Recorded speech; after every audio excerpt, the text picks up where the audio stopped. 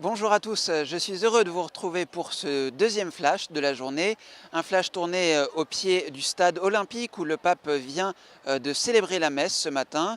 Une matinée marquée par le thème de la paix qui est revenu à plusieurs reprises dans les mots du pape.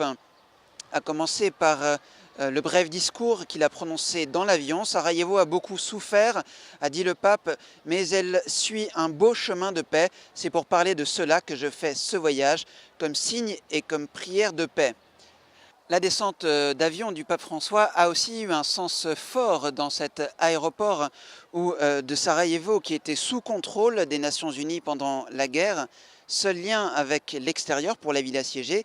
De cette époque de souffrance, le pape a parlé devant les autorités bosniaques, mais il en a également parlé durant la messe au cours de laquelle le pape a eu recours une nouvelle fois à l'expression de Troisième Guerre mondiale pour décrire la situation internationale aujourd'hui.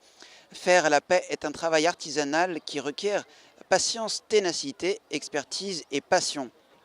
Alors quel rôle pour la ville de Sarajevo? Est-elle réellement une nouvelle Jérusalem occidentale?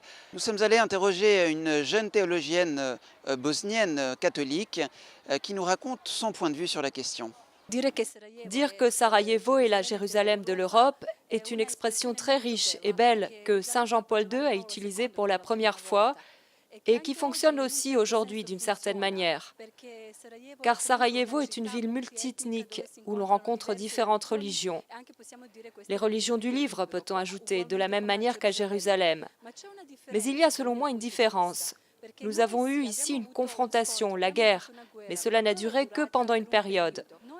Par ailleurs, même durant cette guerre terrible et brutale, nous avons constaté une grande humanité de la part des personnes, des différentes nations qui se sont adressées la parole. La jeune chercheuse explique notamment comment concrètement peut se vivre cette vie en communauté. Dans la faculté où je travaille, des tribunes interreligieuses ont été organisées cette année avec la participation des personnes musulmanes, orthodoxes et catholiques. Je pense que du point de vue religieux, ici à Sarajevo, la Bosnie-Herzégovine entière peut être un laboratoire, car les gens vivent ensemble, alors que du point de vue politique, les personnes sont très souvent instrumentalisées.